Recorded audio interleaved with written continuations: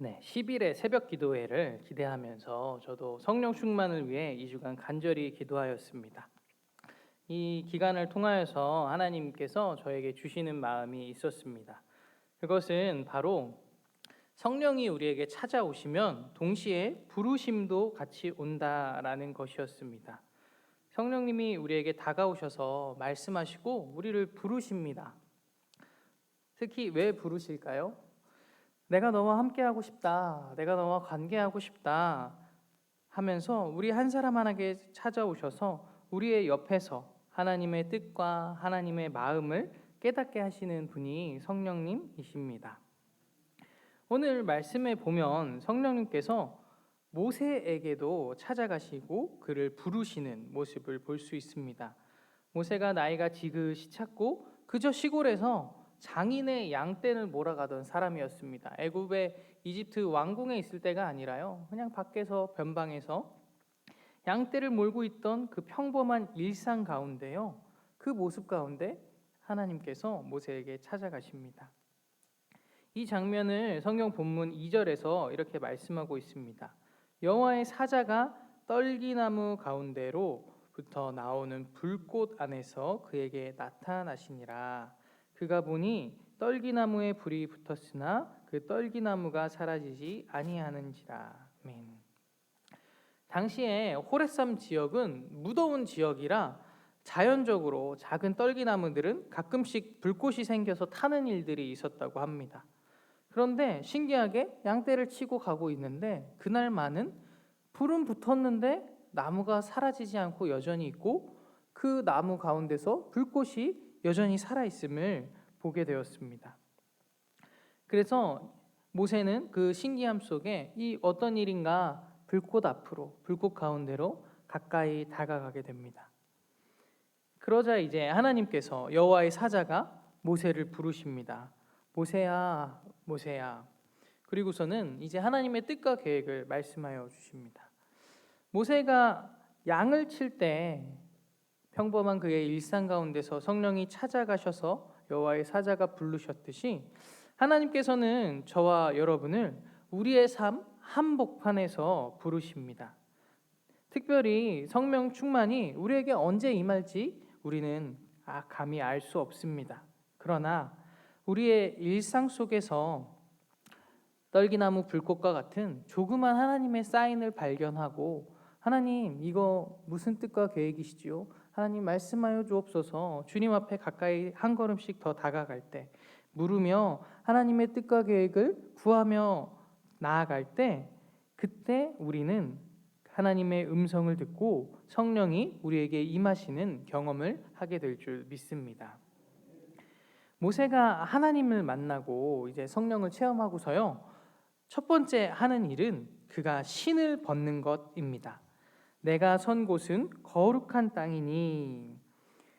성령이 임하시면 우리의 더러운 것들, 과거의 것들을 벗어버리게 내어놓게 됩니다. 한마디로 버려야 할 것들을 버리게 되는 회개의 영이 임하게 되는 것이죠. 거룩하신 하나님 앞에 그 영광과 존귀의 하나님이 내 앞에 오셨다. 나에게 다가오셨다.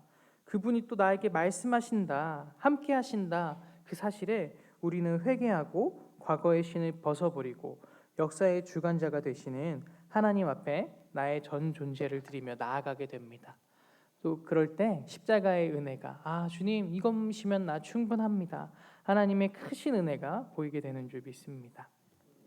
오늘 예배 시간 가운데도 성령님께서 찾아오셔서 우리를 만나주시고 과거에 버려야 할 것을 버릴 수 있는 회개의 영이 임하길 간절히 기도합니다. 성령이 임하면 두 번째는 하나님의 부르심과 소명을 듣게 됩니다. 성령님은 인격적인 분이시라고 하잖아요. 그래서 우리에게 찾아오셔서 말씀하시고 대화하시고 함께 하시고 삶 속에서 관계를 여전히 맺어가시기를 원하십니다. 과거의 신을 버리고 성령을 내 안에, 우리의 안에, 비록 조그마지만, 비록 더럽지만, 누추하지만 내 안에 모시며 살아갈 때 그분의 계획과 뜻을 우리는 듣게 됩니다. 하나님께서 부르시는 거죠. 모세야, 모세야 부르시듯이 누구누구야, 내가 너와 함께하고 싶다. 하루하루의 삶 가운데 함께 나아가자라고 부르십니다. 본문 7절 8절에서 모세에게 이렇게 말씀하십니다.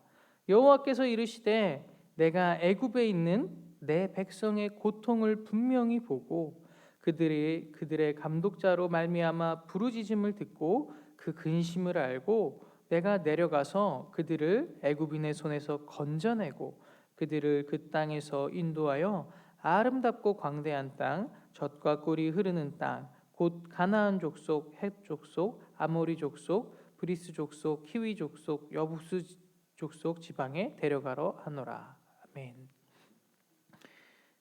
처음에 뭐라고 얘기하셨냐면요. 내가 다 안다. 너희의 부르짖음, 너희의 아픔들, 너희의 힘듦들 내가 다 안다. 다가오셔서 모세에게 그렇게 말씀하시고요. 위로하시고 그 다음에 이제 내가 나의 뜻을 보여줄게. 너의 새로운 길을 보여줄게. 너희를 인도할게. 애굽에서 이끌어내어 줄게. 하나님이 약속하시면서 말씀하여 주십니다. 성령이 임하면 하나님의 마음과 하나님의 뜻과 하나님의 계획을 깨달아 알아가게 됩니다.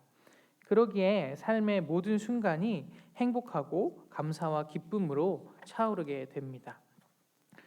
제 삶에서도 성령 충만했던 때를 되돌아 생각해 보면요, 하나님을 만나고 간절히 또 기도하고 하나님께서 만나 주신 그 은혜가 있고 성령이 강하게 역사하심을 느끼면요, 다른 게 아니라 평범했던 나의 일상이 아름다워 보이기 시작합니다. 당연하게 느껴졌던 가족이요, 당연한 게 아니라 하나님께서 나에게 꼭 맞는 사람을 진짜 붙여주셨구나. 하나님이 나에게 주신 최고의 선물이구나. 과거에는 깨닫지 못했는데요, 하나님의 성령이 임하니 가장 아름다운 것, 그리고 가장 사랑할 수 있는 곳이라는 것을 깨닫게 하십니다. 그리고 내가 무한히 받아온 그 사랑과 은혜들을요, 깨닫는 것에서 넘어서서 감사하고 고백하고 표현하게 됩니다. 또한 교회에서도 그랬었는데요, 청소하면서 작은 일들, 비록 작은 일이지만 청소하는데 어찌나 그렇게 기쁜지, 하나님 나에게 이렇게 건강을 주시니 감사합니다. 감사를 하게 되고요, 행복하게 되고 또 남들을 위하여서 굳은 일을 하면서 섬길 수 있다는 곳에서도 기쁨을 느끼고 나아갈 수 있었습니다. 그렇게 삶의 작은 부분들, 늘 살아가는 떨기나무 보듯이 늘 살아가는 일상, 그 일상 속에서 하나님의 마음을 알고 깨닫고 하나님이 주시는 기쁨으로 살아갔던 기억이 새록새록 떠오릅니다. 근데 설교 이렇게 준비하기 전에 제 방을 한번 둘러보았어요. 요즘은 성령 충만하지 못한 것 같더라고요. 너무 정리가 안 되고 굳은 일을 한참 미뤄둬가지고 딱 들어가면 이제 설거지, 빨래, 청소할 것들, 겨울 것들 한참 있었었는데요. 그래도 저도 버릴 걸 버려야겠다. 그래갖고 설교 준비를 잠시 다 멈춰놓고 눈앞에 있는 것들부터 치웠습니다. 빨래를 하고 또 겨울에 옷들 다 장에 넣어놓고 청소하고, 그렇게 내 눈앞에 작은 일부터 시작하였습니다. 우리의 모든 삶에서 일상의 작은 부분들, 그 속에서도요, 하나님의 마음을 알고 깨닫기 원하고 그 속에서 기쁨과 감사로 살아갈 수 있는 성령 충만한 삶이 되기를 소망합니다. 우리 주위에도 성령 충만한 분들을 많이 볼 수 있는데요, 토요일마다 남이 보든 보지 않든 청소를 했는데 티가 나던 티가 나지 않던 교회에 나와 화장실 청소하시는 봉사자들의 모습을 보면서 참 은혜를 받습니다. 감사합니다 한마디 건네면요, 당연히 해야 하는 거지요 하면서 주인의식을 가지고 기쁨으로 섬기는 모습, 이것이 바로 성령 충만한 그 아름다운 모습 아니겠습니까?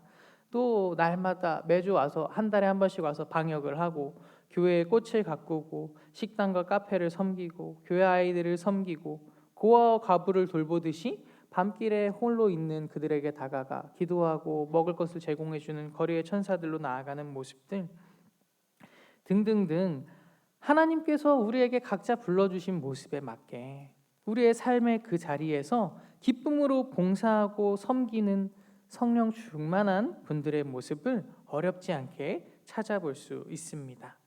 주위에 이렇게 성령 충만한 분들이 많다는 사실에요. 참 도전이 되고 이런 분들이 우리 가운데 가까이 있다라는 것이 우리가 얼마나 많은 복을 받았는가라는 생각에 제 마음에도 기쁨이 함께 차올랐습니다. 교회만 그렇습니까? 가정과 직장에서도 그렇습니다. 사랑하라고 허락하신 가족들을 위하여 열심히 집안일을 해요. 빨래를 하고 청소를 하고 밥을 하고 장을 보고 늘 같은 거 일상인데요. 끊임없이 섬기고 희생하며 살아갑니다. 또 직장에 나가서 가정들을 위하여서 열심히 일하면서 하루하루 살아가며 나아갑니다. 그런 헌신의 모습들 직장에서도 볼 수 있습니다. 교회 다닌다고 핍박을 받으면서 세상에서 지내는 분들이 얼마나 많습니까? 그럼에도 불구하고 하나님의 이름을 위하여 눈물로 기도하고 오히려 자신을 낮추고 끝까지 사람들을 섬기며 살아가려는 믿음의 사람들의 모습. 세상에서는 남을 밟고 내가 올라가려고 다들 경쟁하는데 그 속에서도 오히려 나를 내어주고 남을 먼저 배려할 줄 알고 나의 유익이 아니라 많은 사람의 유익을 위하여 나아갈 수 있는 사람들의 모습. 하나님의 이름을 위하여 불의를 따르지 않겠다고 세상에서는 성공을 위하여서 조금 잘못돼도 다 눈 감고 가는데 나는 하나님을 믿으니까 끝까지 꿋꿋이 옳은 길로 하나님의 뜻을 또 정직을 행하며 나아가는 수많은 동료들의 모습들이 있지 않습니까? 칼빈은 직업 소명이라는 말을 했었는데요. 우리가 살아가는 모든 순간이 하나님이 주신 은혜, 선물이잖아요. 그렇기에 우리의 삶의 각 처소들 그 가운데서 하나님이 주신 부르심이 있다라는 것입니다. 특히 직업에는 귀천이 없고 주부나 나가서 일하는 사람이나 해외에 있거나 귀천이 없고 어떠한 일이든지 그 일 속에서 하나님의 부르심을 가지고 소명의식을 가지고 살아가야 한다라고 말했습니다. 우리가 10일간 또 성령에 대해서 열심히 말씀을 듣고 함께 뜨겁게 기도하는데요. 결국 성령 충만하여서 되어야 하는 게 무엇이겠습니까? 성령님께서 우리를 부르시는 목적이 무엇일까요? 그것은 칼빈의 소명의식, 바로 우리의 삶, 일상의 조그마한 일들에서부터 내가 변하고 일상의 조그마한 순간들에서 하나님을 느끼고 하나님의 말씀을 듣고 그분과 함께 살아가는 일이 아닐까 싶습니다. 굳은 일들, 가정과 직장과 교회에서의 조그만 일들에서부터 하나님의 부르심과 소명을 깨닫고 하나님의 마음으로 오늘 하루도 성령 충만히 살아가시기를 축복합니다.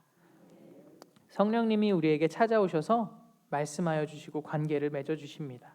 그렇게 오늘 하루도 생명을 주신 하나님께 감사하여 나를 위하여서가 아니라 만인의 유익을 위하여 하나님의 영광을 위하여 그 조그만 일이지만 부르심의 뜻을 깨달아 하나님을 위하여 살아갈 수 있는 성령 충만한 우리 성도들이 또 저와 여러분이 되기를 간절히 바랍니다. 그럴 때요 어떻게 되냐면요, 성령의 부르심을 따라갈 때 이스라엘 백성들이 하나님께서 위로하여 주시고 길을 인도하여 주시듯이 우리의 하루하루의 삶 하나님께서 알아주시고 우리의 길을 가장 좋은 길로, 가장 선한 하나님의 길로 인도하여 주실 것입니다. 함께 기도하겠습니다. 하나님 아버지 감사합니다. 우리를 불러주셔서 삶의 조그만 부분들이지만 하나님이 주신 은혜고 선물임을 깨닫게 하시니 감사합니다. 성령 충만하여서 우리의 일상 가운데서 늘 주님과 묻고 또 동행하며 살아가게 하시고 그렇게 하루하루 작은 것이지만 하나님의 마음과 뜻을 구하며 살아갈 때 우리의 삶 속에서 늘 우리를 인도하시는 하나님의 귀한 손길과 은혜와 사랑을 충만히 맛보는 우리 모든 귀한 자녀들 되게 도와주옵소서. 예수님의 이름으로 기도합니다.